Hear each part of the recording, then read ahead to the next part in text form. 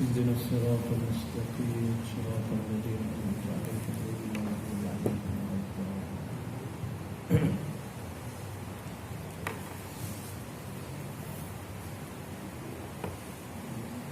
أعوذ بالله من الشيطان الرجيم. بسم الله الرحمن الرحيم. إن الحمد لله نحمده ونستعينه ونستهديه ونستغفره ونعوذ بالله من شرور أنفسنا ومن سائر سيئات أعمالنا. من يهده الله فلا مضل له ومن يضلل فلن تجد له وليا مرشدا. أشهد ونشهد أن لا إله إلا الله وأن محمدا عبده ورسوله وصفيه من خلقه وحبيبه وعلى آله وصحبه ومن دعا بدعوته إلى يوم الدين. سبحانك لا علم لنا إلا ما علمتنا إنك أنت العليم الحكيم. اللهم رب اشرح لي صدري ويسر لي أمري واحلل عقدة من لساني يفقهوا قولي. ربنا عليك توكلنا وإليك أنبنا وإليك المصير. ربنا عليك توكلنا وإليك أنبنا وإليك المصير. فقد قال الله سبحانه وتعالى في القرآن الكريم بعد أعوذ بالله من الشيطان الرجيم: يا أيها الذين آمنوا اتقوا الله حق تقاته ولا تموتن إلا وأنتم مسلمون. صدق الله العظيم. وقال النبي صلى الله عليه وسلم: من يريد الله به خيرا يفقهه في الدين وإنما أنا قاسم الله يعطي. صدق Rasulullah sallallahu alaihi wasallam.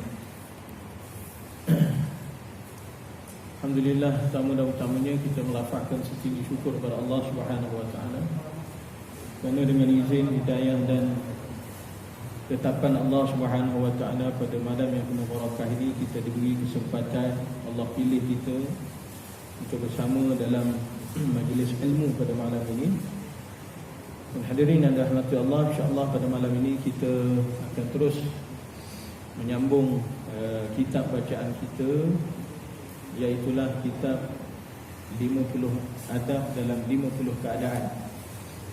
Kita masih lagi pada adab yang pertama dalam kitab ini, dan iaitulah adab ketika mana kita akan tidur ataupun adab ketika nak tidur.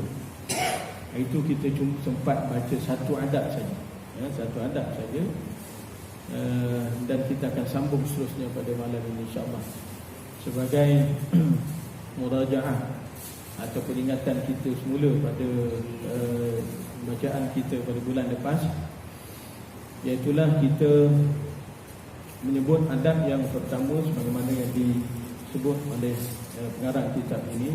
Qala al-musannif rahimahullah wa naf'ana bi'ilmihi fit tarain insyaallah.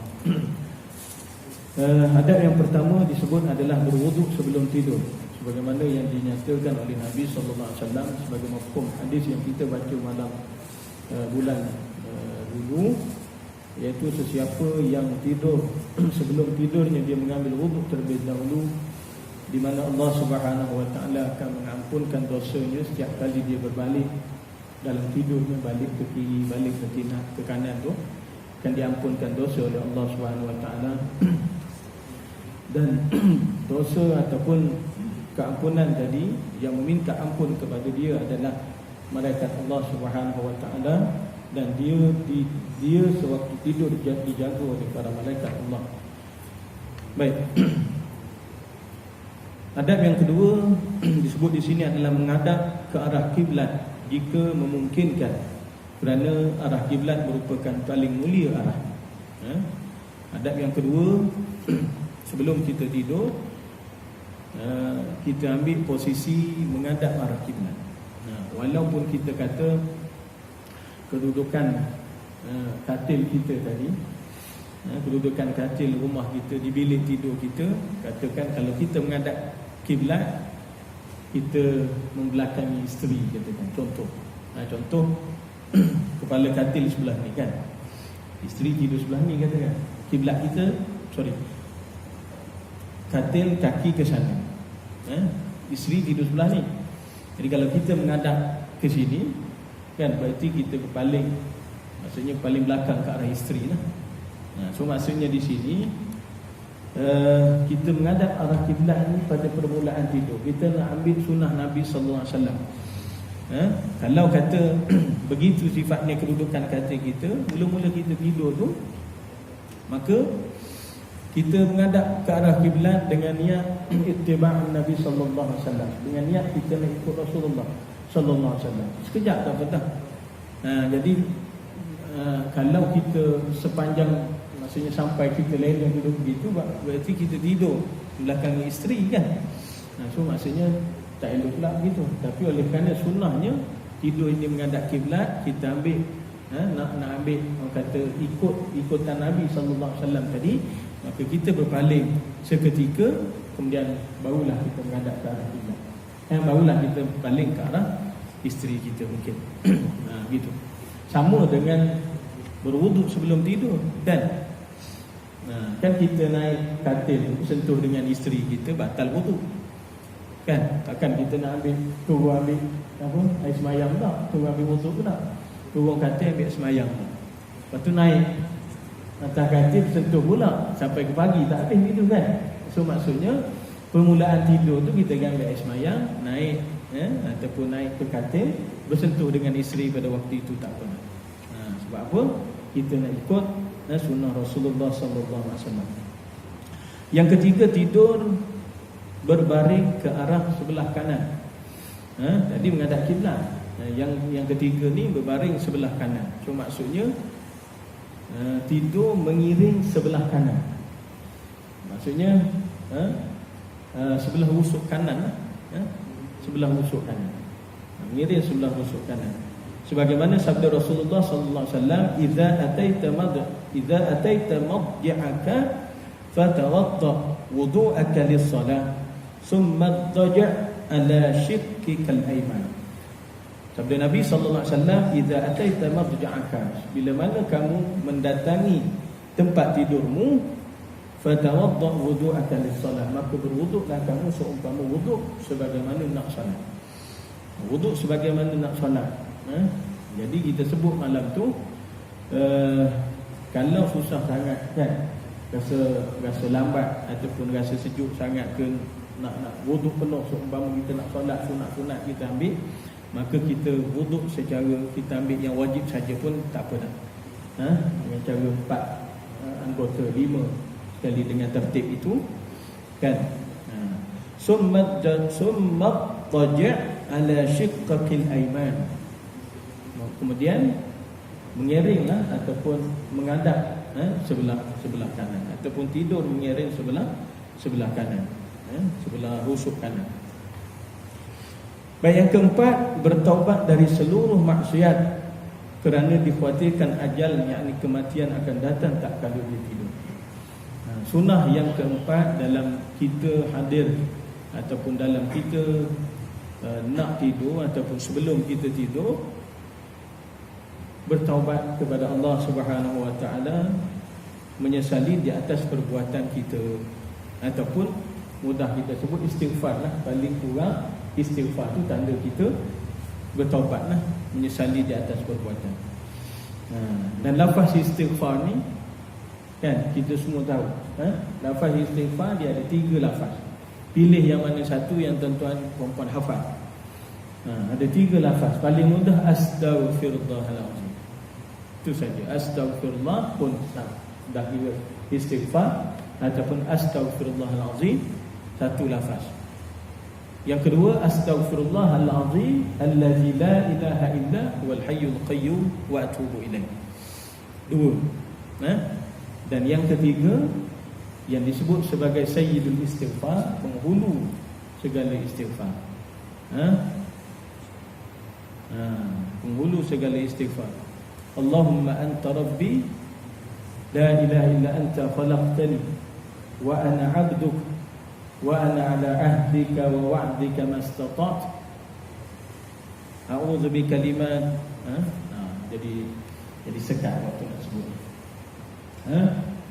Allahumma anta rabbi la ilaha illa anta khalaqtani wa ana 'abduk wa ana 'ala ahdika wa wa'dika mastata'tu abu'u laka bi ni'matika 'alayya wa abu'u bi dhanbi faghfir li fa innahu la yaghfiru dhunub illa anta. Itu penghulu segala istighfar. Istighfar yang terbaik lah. Kalau tuan-tuan buat hafaz yang tu, time kita semayang sunat, semayang seorang, semayang tahajud ke, maka kita baca dalam sujud. Lepas kita baca subhana rabbiyal a'la wa bihamdih, subhana rabbiyal a'la wa bihamdih, maka cuba kita baca istighfar. Kalau tak hafal yang tu pun, hafal yang sebut yang pendek pun tak apa. Kan?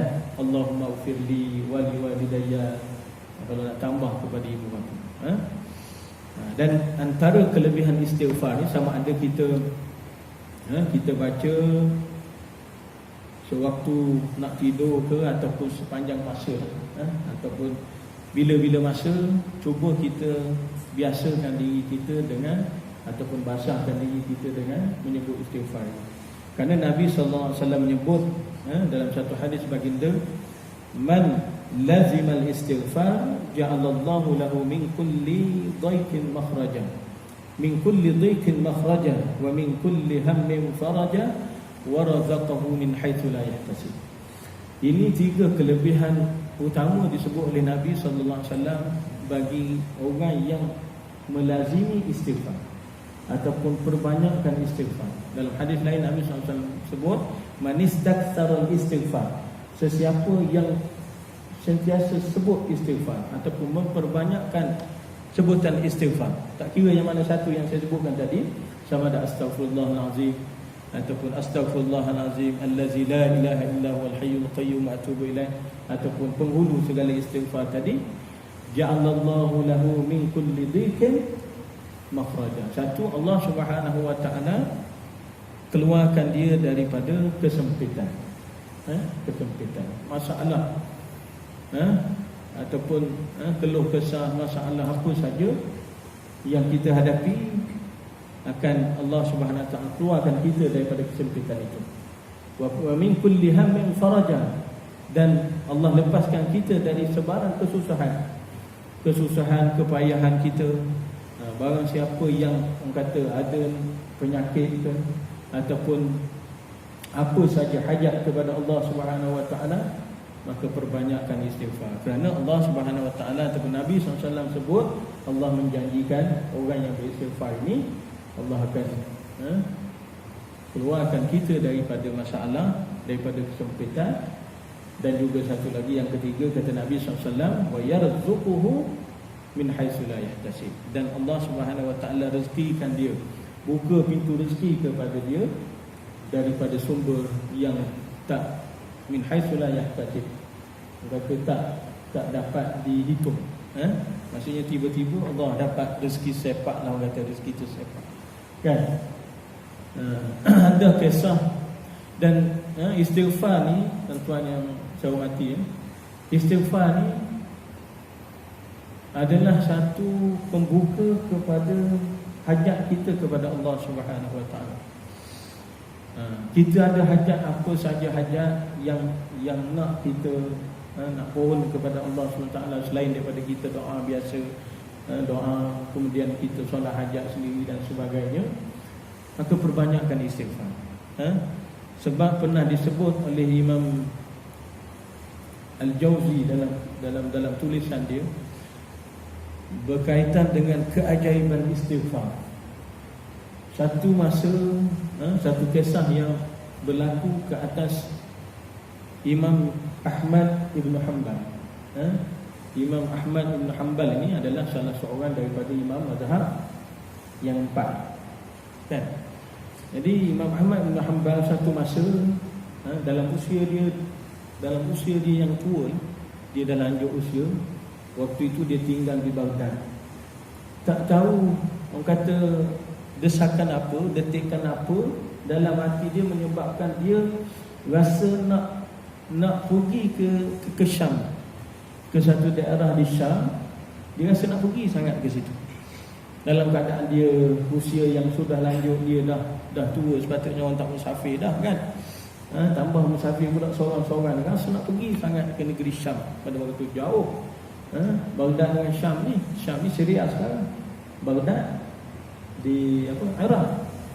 Tapi oleh kerana desakan, detikan hati nak pergi sangat ke sana, maka dia pun pergilah bermusafir sampai ke tempat yang dituju. Kan, berapa hari tak tahulah perjalanan waktu itu. Sampai ke tempat yang dituju, lebih kurang dalam waktu zuhur atau asar begitu. Kemudian dia masuk dalam sebuah masjid sembahyang zuhur ataupun sembahyang asar. Lepas sembahyang asar, Imam Ahmad bin Hanbal sudah sembahyang asar, wirid apa semua sekali, maka dia oleh kerana berjalan jauh, musafir jauh ni, dia pun nak rehat-rehatlah dalam masjid, kan? Dalam masjid dalam pada waktu itu ada pengawal. Pengawal kata, "Ya Syekh, masjid kami ni lepas waktu solat tak boleh berehat dalam ni. Tak boleh berehat dalam ni. Nak tidur dalam ni tak boleh.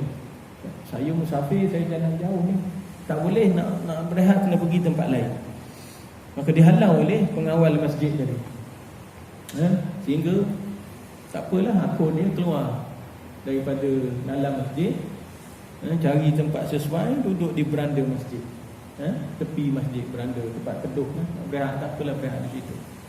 Dan keluar lagi pengawal tadi, marah lagi kat Imam Ahmad. "Tak boleh Syekh duduk sini pun tak boleh. Kan hilang tabung duit apa semua sekali." Contohnya begitulah kan. Hilang tabung ke nanti orang salahkan Syekh apa semua sekali. Baik dia duduk jauh, tak boleh duduk sini. Saya ni amanah jaga masjid, orang gaji saya tu, tak boleh duduk sini. Minta maaf. Dia tolak-tolak, halau kawan tu kan. Lalu terpaksa akulah bangunlah Imam Ahmad, pergilah, berjalan sikit tepi masjid. Nampak ada seorang tukang roti, orang buat roti. Tepi masjid ada sebuah rumah ataupun ada satu kilang roti, kan. Jadi pakcik yang buat roti tu nampak Imam Ahmad dihalau oleh pengawal masjid tadi tu. Lalu dia kata, Tuan Syekh mari sini."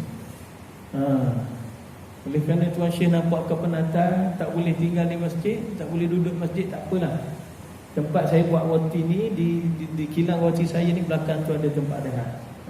Pak Syekh duduklah ke situ. Rumah saya nak pergi jauh, jauh daripada sini, duduk tepi tu.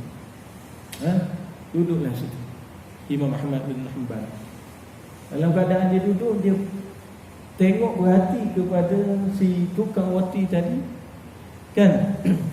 Siap kali dia buat roti, bubuh gandum, campur minyak, campur minyak ke apa, margarin, uli, gandum, apa semua sekali. Setiap perbuatan dia tu, dia istighfar, Astaghfirullahaladzim, Astaghfirullahaladzim, Astaghfirullahaladzim. Setiap kali dia ambil air ke, dia letak air dalam acuan tu ke, dia masukkan gandum, dia masukkan garam, setiap perbuatan dia tadi dia Astaghfirullahaladzim, Astaghfirullahaladzim. Dia istighfar kepada Allah SWT. Nanti takjub Imam Ahmad. Imam Ahmad tanya dia, "Wahai sahabat, wahai saudara, aku perhati kepada kamu setiap saat, setiap detik kamu buat kerja. Bermula daripada ambil bekas, bubuh gandum, tuang air, letak margarin, letak gula, garam. Setiap kali kamu buat kerja ni, kamu sentuh tu istighfar, kamu pegang istighfar, tak lekang daripada istighfar. Apakah kelebihan yang kamu dapat daripada apa yang kamu sebut ini?" Maka dia kata, "Wallahi ya Syekh, selama mana aku amalkan istighfar ni, tidak pernah, ataupun selama mana aku buat benda ini, aku istighfar ini, aku amalkan perbuatan ini, sebut istighfar tadi, apa sahaja doa dan permintaan aku, hajat aku, Allah Subhanahu Wa Taala sentiasa kabulkan. Semua apa yang aku minta, semua apa yang aku hajat dunia yang berbentuk dunia sebelum ini, semua aku dapat. Kecuali satu lagi aku tak dapat," dia kata. "Tak tahulah, satu lagi aku tak dapat. Yang lain tu semua aku dapat." Apa yang tak dapat tu? Aku berhajat nak jumpa dengan seorang ulama besar di Baghdad, namanya Imam Ahmad Ibn Hanbal. Imam Ahmad bila dengar begitu, dia pun takbir, Allahu Akbar. Rupa-rupanya istighfar kamulah yang membawa, yang mendetikkan hati aku untuk datang daripada Baghdad ke Syam ini, dalam usia aku yang tua, dalam qudrat aku yang sebegini, terpaksa aku datang. Allah beri kekuatan, detik hati sehingga sampai di sini. Sampai di sini masuk dalam masjid, pengawal tadi halang aku, dia tak kenal aku. Maka akulah Imam Ahmad yang kamu maksudkan itu. Masya Allah. So maksudnya semua doa dia dimakbulkan oleh Allah Subhanahu Wa Taala. Apa saja hajat kita kepada Allah, istighfar. Time-time kita ajar anak kita, kalau time dia nak interview temuduga, dia nak exam ke, dia nak apa saja kesusahan dia dalam belajar, dalam kerja, suruh dia istighfar. Perbanyakkan istighfar, ajar dia begitu. Sebab Allah, Nabi SAW melalui lisan baginda yang mulia, Nabi dah sebut, ja'alallahu min kulli dhikin makhraja wa min kulli hammin faraja. Daripada sebarang kesusahan Allah bantu, Allah keluarkan kita. Kita rasa susah, Allah nak bentang benda ni depan TKSUK, insya-Allah kan. Bos pula tak hadir waktu tu. Kan? Allah macam mana ni? Istighfar, lembut hati kau insya-Allah. Perbanyakkan istighfar. Itu kisah lama. Ada kisah yang tak jauh daripada kita, yang maksudnya yang barulah. Seorang ibu yang tinggal di Kashmir. Kisah ni tak jauh berlakunya, maksudnya tak lama. Ibu ni, dia ada seorang anak yang ada mengidap sakit tulang, lebih kurang kanser tulang lah, sakit tulang.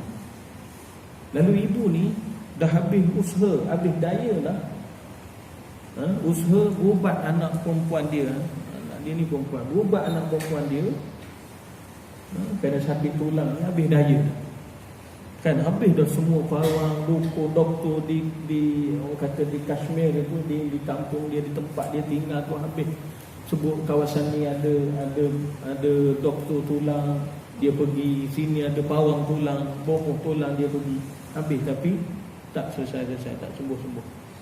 Dalam keadaan itu dia berdoa kepada Allah dan beristighfar banyak-banyak kepada Allah Subhanahu Wa Taala sambil doa supaya Allah sembuhkan anak dia. Lalu dia tahu bahawa ada seorang pakar tulang yang duduknya di India. Pakar tulang ni, doktor ni, dia seorang Muslim tinggal di India. Jadi oleh kerana ibu ini dia berada di Kashmir, di pendalaman kampung Kashmir tak, dengan keadaan pendapatan pun sikit apa semua sekali, dia tahu tapi nak pergi tak boleh. Dia tahu tapi nak pergi tak boleh, tak ada kemampuan nak pergi ke India, nak kena beli tiket flight apa semua sekali kan, duduk di ceruk kampung. Lalu tak apa, doa dengan istighfar sepanjang masa. Lalu pada satu hari dikisahkan doktor tadi, ada satu lebih kurang seminar yang perlu dia bentang paper, yang perlu dia bentang kertas di satu kawasan di Pakistan. Lalu daripada India dia naik flight, bila tiba dekat Kashmir, flight dia dipukul ribut. Oleh kerana cuaca tak mengizinkan, terpaksa mendarat di Kashmir tadi. Lalu dia ambil dia ambil kereta nak sampai kepada tempat nak tuju tu, jauh lagi, perjalanan lebih kurang 4 jam lagi. Terpaksa ambil kereta. Pokok mana ni nak kena sampai saat tu, waktu tu, sebab dia akan bentang kertas ni. Lalu dia ambil kereta dengan pemandu apa semua sekali, nak pergi ke tempat itu. Tak bawa aja sekejap kereta tu, tak sempat nak sampai ke tempat yang dia nak tuju tadi.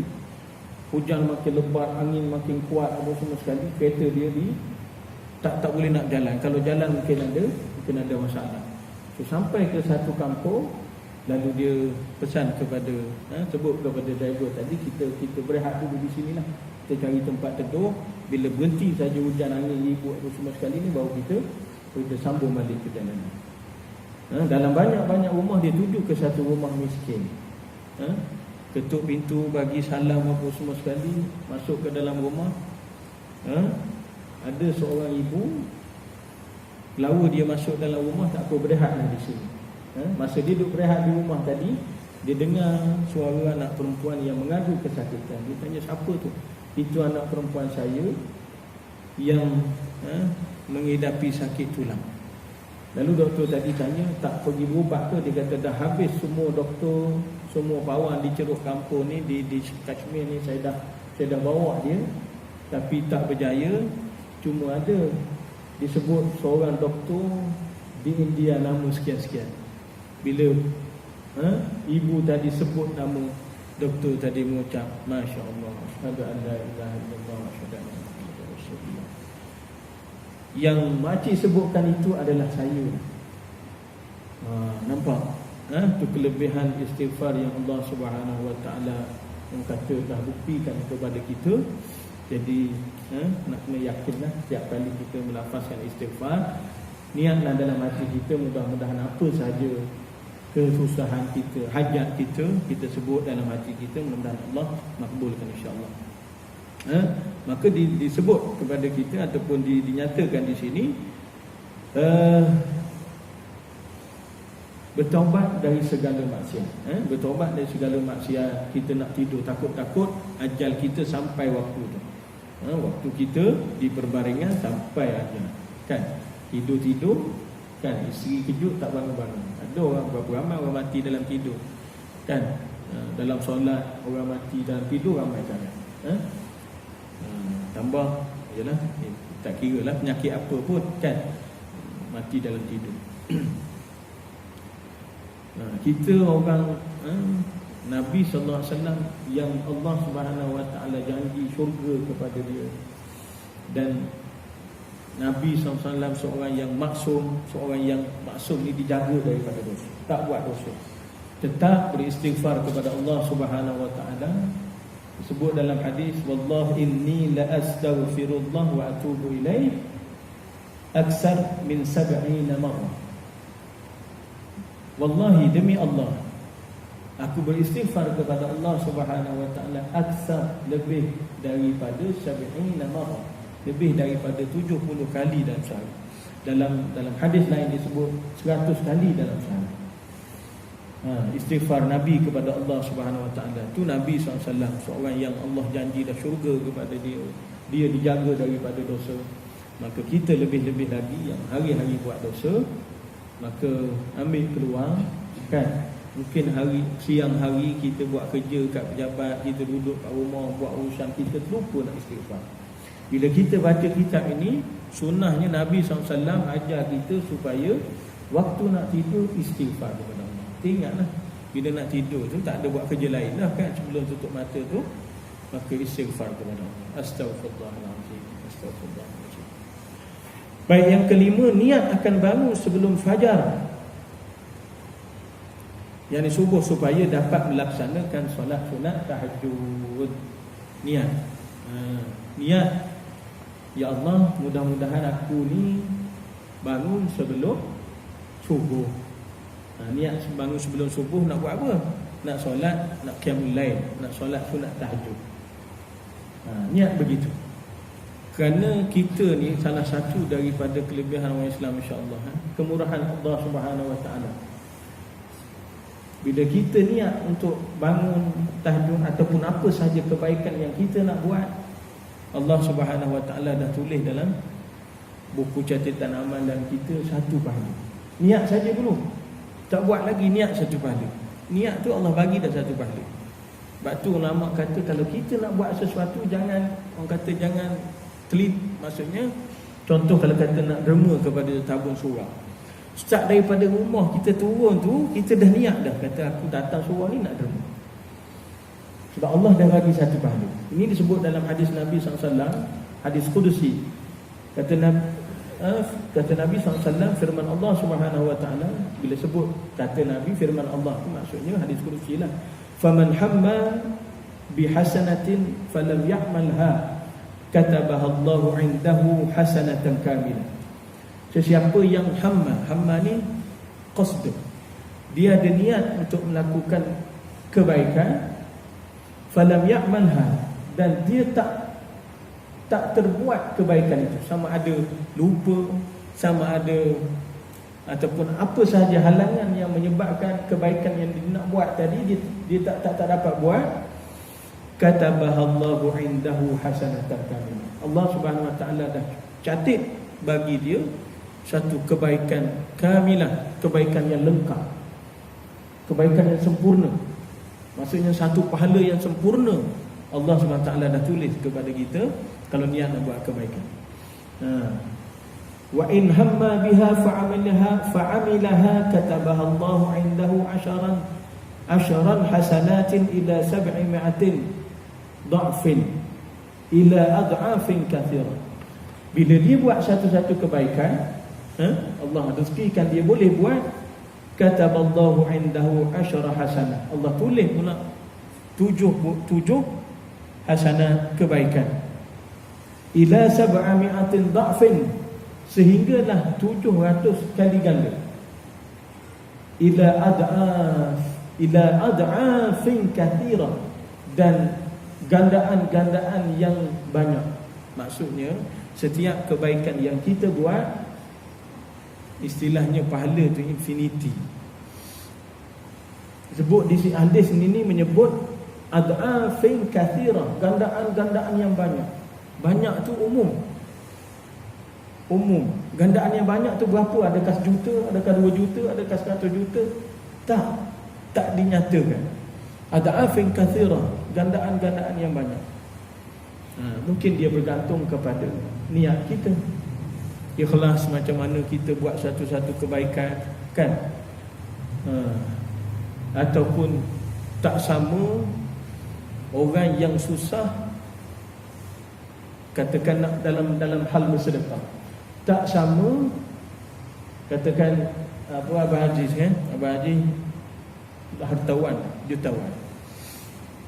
Dia jumpa orang miskin, dia bagi saja, dia derma. Berapa ada dalam poket dia, 200, 300, 1000 dia bagi. Sebab apa? Dia jutawan.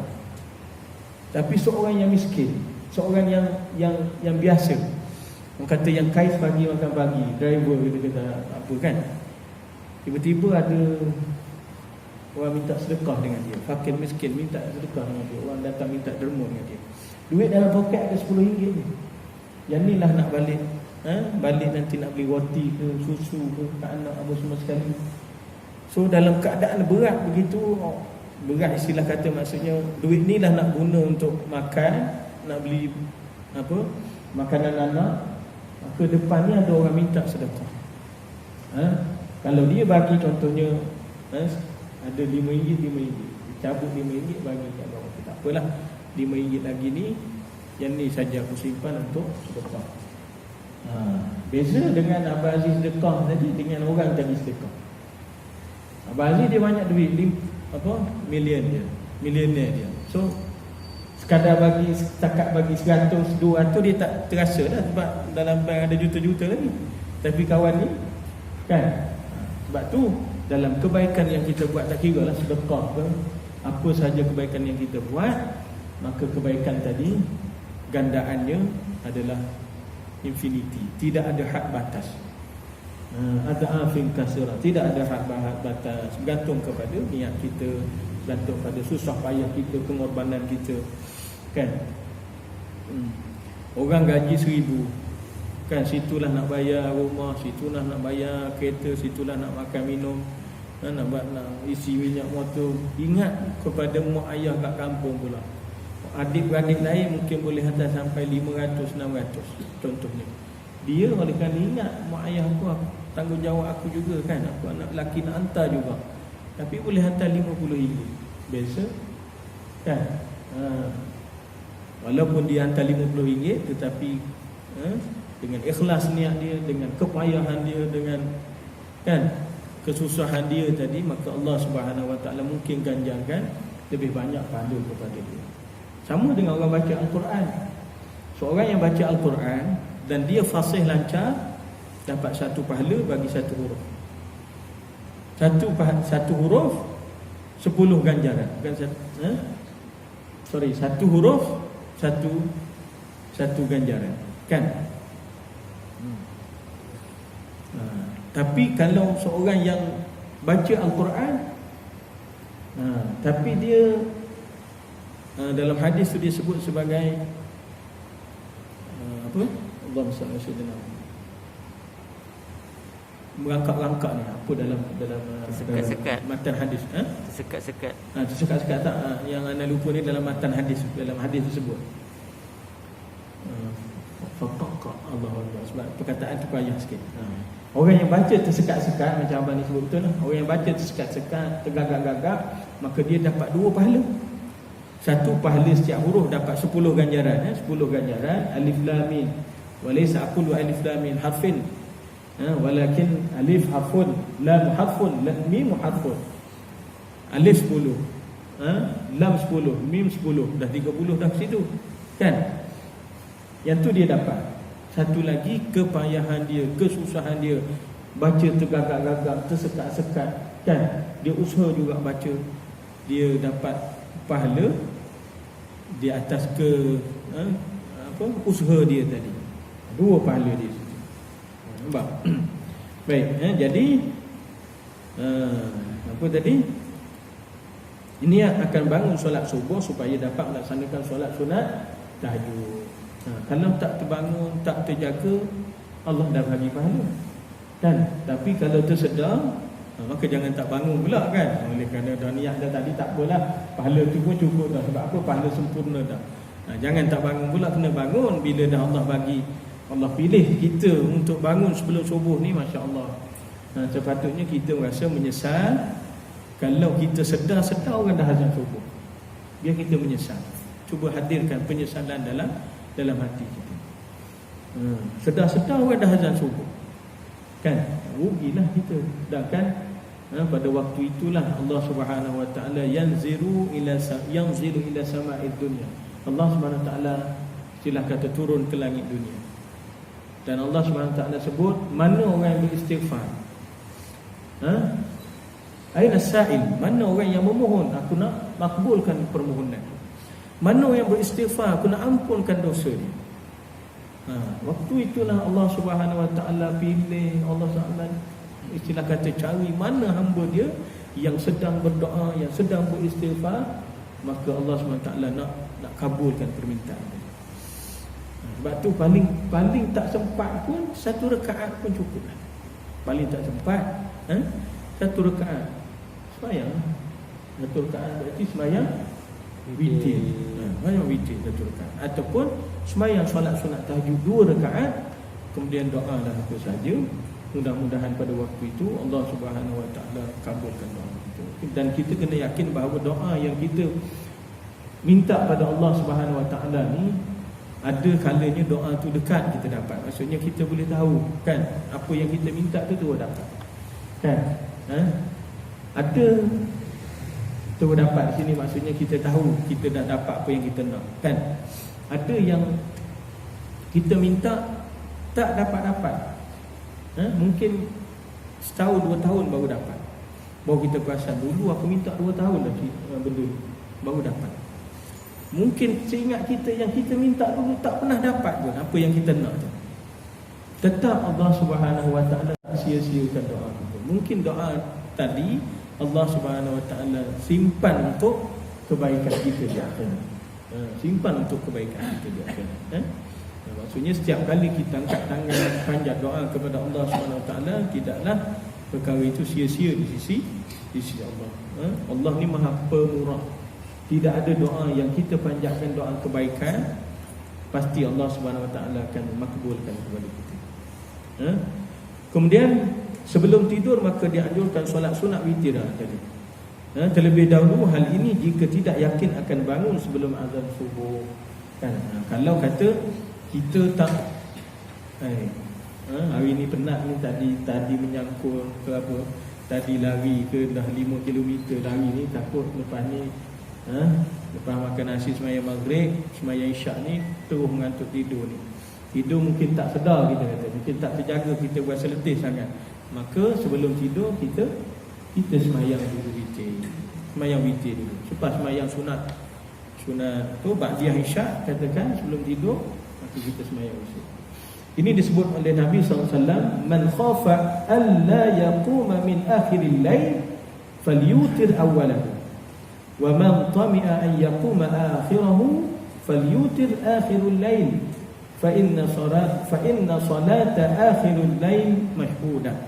Sabda Nabi SAW, sesiapa yang khafa alla yaquma, sesiapa yang takut tak terjaga min akhiril lail, pada akhir malam ataupun sepertiga malam ataupun sebelum subuh, falyutir awwalu, maka dia buat witir awal-awal, maksudnya sebelum dia tidur.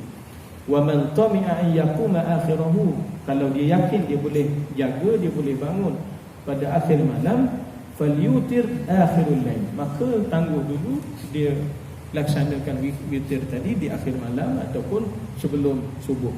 Fa inna salata akhirul lail mashhudah, kerana solat di akhir malam itu mashhudah.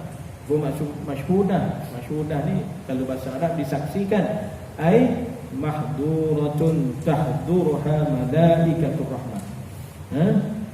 Solat itu disaksikan dan didoakan oleh malaikatur rahmah. Malaikat menyaksikan, malaikat mendoakan bagi orang yang solat witir di akhir malam. So kalau kita rasa yakin kita boleh bangun, maka kita bangun ataupun kita laksanakan witir tadi sebelum ataupun di akhir malam lah. 7, tidur di permulaan malam agar dapat melaksanakan solat sunat tahajud kecuali jika terdapat keuzuran. Salah satu anjuran Nabi sallallahu alaihi wasallam ini, dan Nabi SAW juga selesai daripada sembahyang Isya, sekiranya tidak ada keperluan, Nabi SAW akan tidur awal. Tujuan apa? Tujuan untuk bangun, mudah bangun di akhir malam tadi. Ini dinyatakan dalam hadis an Aisyah radhiyallahu anha qalat kana ta'ni Rasulullah sallallahu alaihi wasallam yanamu awwalal lail wa yuhyi akhirahu. Kata Aisyah, Nabi SAW, sesungguhnya Rasulullah SAW itu tidur pada permulaan malam ataupun di awal malam, dan beliau menghidupkan akhir malam dengan cara bertahajud. Dan disebut sini sekiranya ada keuzuran. Kalau keuzuran di situ bermaksud antara lainnya ada tetamu, kan, janji dengan orang nak jumpa selepas Isyak contohnya, ataupun ada orang datang ke rumah, bertandang ke rumah kita selepas maghrib lanjut sampai ke Isyak, ataupun selepas sembahyang Isyak, ataupun ada kuliah dan sebagainya, ataupun majlis-majlis pengajian, maka itu termasuk daripada perkara yang diharuskanlah, maksudnya kita boleh tanggung untuk tidur lewat malam. Yang ke-8, dianjurkan sebelum tidur untuk mematikan api yang sedang menyala dalam rumah, kerana dikhawatirkan dapat menyebabkan terjadinya kebakaran. Ini oleh kerana ceritanya kitab lama, kan. Maksudnya padam api ni berarti kalau kita sekarang ni tutup lampu lah, tutup lampu handphone apa semua sekali yang kita cas handphone itu, maka cabut, tanggalkan daripada plug, takut berlaku kebakaran. Ini disebut oleh Nabi SAW, la tatrukunna fi buyutikum hina tanamu, jangan kamu biarkan api menyala di rumah kamu hina tanamu, ketika mana kamu tidur. Kalau kita kias dalam kehidupan kita hari ini, plug-plug apa semua tu cabutlah. Sunnah Nabi SAW, dengan niat elak daripada bahaya. Dan satu lagi kelebihan bagi orang yang tidur dengan kalau kita sekarang ni padam lampu apa semua sekali ni, kan, mematikan lampu di dalam rumah sebelum tidur, padam semua lampu. Kau boleh, kalau orang boleh tidur dengan cara tidur dalam gelap ni, padam lampu lebih baik. Padam lampu, sebab di antara manfaat memadamkan lampu sebelum tidur berdasarkan ilmu kedoktoran pun ada kebaikan. Sebab apa disebut oleh pengarang kita ini, hebat pengarang kita ini, seorang ulama, tapi ilmu kedoktoran pun dia di bawah juga dalam kitab dia. Dan ada buat pencarian, memang apa yang disebut oleh pengarang kitab ini betul, sebagaimana yang disebut oleh ilmu ni lah, kedoktoran. Satunya tubuh akan menghasilkan hormon melatonin. Melatonin. Hormon melatonin ini, kalau tuan-tuan lepas ni boleh search dalam Google. Dia akan terhasil bila sampai saja waktu malam dan kita berada dalam kegelapan. Dia akan terproduce, dia akan terhasil dalam tubuh kita bila saat kita berada dalam ruang yang betul-betul gelap.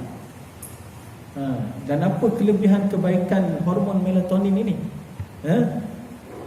Lebih cepat terlelap. Satunya, kita mudah tidur, kan? Banding dengan tidur dalam cerah. Orang tengok telefon sebelah kita pun kita susah nak tidur, kan? Sehingga akan membuatkan tubuh menjadi lebih segar dan sihat. Yang kedua, mengurangkan lemak yang terdapat di dalam tubuh dan menghindarkan terjadinya risiko obesiti. Maksudnya, kalau dalam bacaan saya tu, dia kata hormon melatonin ini salah satu kebaikannya, dia berguna untuk membakar lemak yang ada dalam badan kita. Dan bila dia keluar, bila mana kita tidur dalam keadaan yang ruang yang gelap, kalau boleh jangan ada cahaya langsung. Yang keempat, meningkatkan kerja otak ataupun fungsi otak kita sehingga dapat mengurangi saat masuk usia lanjut. Maksudnya kekuatan ingatan fikiran kita, sehingga dia tidak menyebabkan kita mudah lupa, kita mudah bila lanjut usia ni panggil apa? Nyanyuk, kan? Selain itu juga dapat menghilangkan stres, kerana saat seorang berada dalam ruangan gelap, maka secara automatik pemikirannya menjadi lebih rileks dan tenang. Kalau tak percaya, malam ni tingkat yang cerah tu, nampak ada cahaya apa semua, cuba tutup betul-betul. Biar kita berada betul-betul dalam keadaan gelap, maka insya-Allah bangun waktu pagi tu kita rasa badan lebih segar. Seterusnya, yang ke-11, mengunci ataupun menutup segala bejana sebelum kita tidur. Kita akan sambung pada bulan akan datang. Untuk bejana ini, tujuannya adalah nak elak daripada penyakit yang dalam 1 tahun Allah Subhanahu Wa Taala akan turunkan wabak di waktu malam. Allah akan turunkan wabak pada waktu malam, dan wabak ini bila dia lalu saja dalam ruang yang terbuka, termasuk dalam bekas kita, pinggan kita, periuk nasi kita, semua sekali, dia akan jatuh dalam, dan kita mudah terkena wabak itu. So maksudnya, maka sunnah mengajar kita, Nabi SAW mengajar kita supaya sebelum kita tidur, kalau bolehlah kena ajar supaya segala pinggan yang kita dah makan tu supaya kita bersihkan, kemudian telupukkan. Bekas-bekas yang terbuka kita tutup, supaya tidak dihinggapi oleh wabak yang kemungkinan jatuh ataupun datang pada malam itu. Selain daripada kalau tandas juga, ruang lubang tempat tandas tu, mangkuk tandas tutup. Tutup selain daripada pintu kita tutup, mangkuk tandas jangan biarkan terbuka, kerana semua tempat itu semua akan jadi tempat tertenggeknya ataupun tempat yang paling selesa untuk makhluk-makhluk inilah, syaitan, jin dan sebagainya. Jadi kita akan sambung bacaan kitab kita ini untuk bulan akan datang, dengan masih ada yang kita sebut, yang kita tahu mungkin 1-2 sahaja adab sebelum tidur. Dalam kitab ini pengarang letak lebih daripada 25 adab yang perlu lagi kita tahu. Mudah-mudahan kita jadikan ataupun kita beramal sebagaimana yang dianjurkan oleh Rasulullah sallallahu alaihi wasallam, insya-Allah.